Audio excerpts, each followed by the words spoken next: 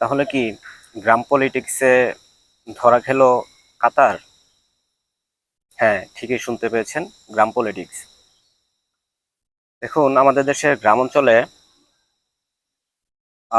এই ধরনের একটা জিনিস প্রচলিত আছে যে, ধরুন, কোনো মুরব্বির সামনে দিয়ে কোনো একটা ছেলে সিগারেট টেনে গেল।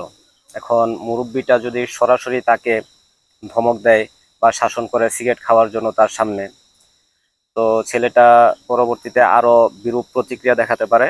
এই জন্য মুরব্বিরা করে কি, যে ছেলেটা সিগারেট খেয়েছে মুরব্বিটার সামনে, ওই ছেলেটার থেকে ছোট কাউকে বলে তুই ওর সামনে আহ বা ওর সঙ্গে যে কোনো ধরনের বেয়াদবিমূলক আচরণ করবি। মুরব্বিদের এটা বলে দেওয়ার কারণ হচ্ছে যে, যেই সময় ওই ছোট ছেলেটা বড় ছেলেটার সামনে বেয়াদবি করবে, তখন তাদের দুজনের মাঝে একটা সংঘর্ষ বাঁধবে এবং তখন ওই গ্রামের কোনো মুরব্বি বা ওই মুরব্বিটা ওটা সমাধান করে দিবে। ঠিক একই জিনিস ঘটেছে কাতারের সাথে। দেখুন, ইসরায়েল আর আমেরিকার কি ধরনের সম্পর্ক এটা আমরা সবাই জানি। তো এখন আমেরিকার যেহেতু সর্বদিক থেকে তাদের অর্থনৈতিক বা রাজনৈতিক বা সামরিক ক্ষমতা যেহেতু একটু কমে আসছে, তো আমেরিকা ইসরায়েলকে দিয়ে বিভিন্ন ধরনের ঘটনা ঘটাচ্ছে মধ্যপ্রাচ্যে, যেটার মধ্যে ছিল গত 9 তারিখে কাতারের উপর আক্রমণ করে বসলো ইসরায়েল। তো এখন কাতার কি করলো, তো যেহেতু ইসরায়েল কাতারে আক্রমণ করে বসেছে, এখন তাকে প্রোটেক্ট করার মতো তো একজন বড় ভাইয়ের দরকার। তো সে কি করলো, আমেরিকার সাথে একটি নিরাপত্তা চুক্তি করার জন্য খুব উঠে পড়ে লেগে গেল।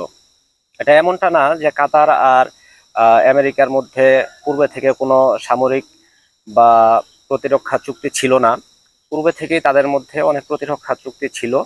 তো কাতারের ইসরায়েলের হামলার পরে এই জিনিসটা আরো জোরালোভাবে কাতার উপলব্ধি করতে পেরেছে যে আমাদের একজন বড় ভাইয়ের দরকার। তো এই বিষয়টা তেমনই হলো না ওই গ্রাম পলিটিক্সের মতো, যে আমেরিকা ইসরায়েলকে দিয়ে কাতারের উপর হামলা করালো, এখন কাতার গিয়ে আমেরিকাকে ধরে একটা সমাধানের চেষ্টা করছে বা নিরাপত্তা চুক্তি করছে। ঠিক বুঝে আসছে না কাতার কেন এই জিনিসটা করছে।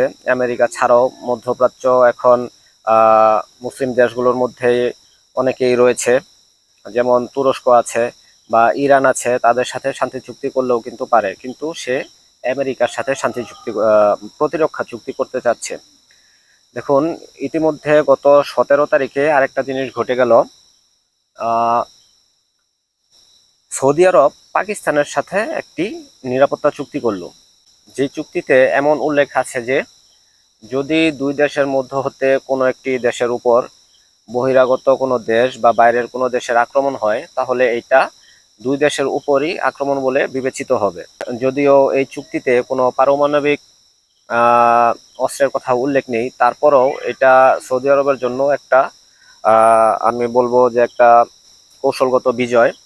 তো কাতারের প্রয়োজন ছিল এই জিনিসটা করা। হয়তো সে তুরস্কের সাথে এই চুক্তিটা করতে পারতো বা পাকিস্তানের সাথে, যেহেতু পাকিস্তান একটি পারমাণবিক শক্তিধর দেশ। এটা থেকে আরো ভালো হতো মুসলিম দেশগুলো কাতারে যে একটা বৈঠক করলো, সেই বৈঠকে কিন্তু ইরান মুসলিম দেশগুলোকে ন্যাটো এর মতো করে একটি সামরিক সংগঠন বা চুক্তির কথা বলতে পারেন, এটার আহ্বান করেছিল। যদি মধ্যপ্রাচ্যের সমস্ত মুসলিম দেশগুলো মিলে এই জিনিসটা করতে পারে, তাহলে এটা হবে সবচাইতে ভালো জিনিস। তো আমরা আশা করব মুসলিম দেশের রাষ্ট্রনায়কগণ এই জিনিসটি ভালোভাবে বিবেচনায় আনবেন। আমেরিকা বা অন্যান্য অমুসলিম দেশের সাথে কোনো প্রতিরক্ষা বা শান্তি চুক্তিতে না গিয়ে ওনারা নিজেদের মধ্যে এই জিনিসটা করার চেষ্টা করবেন। আসসালামু আলাইকুম ওয়া রাহমাতুল্লাহ।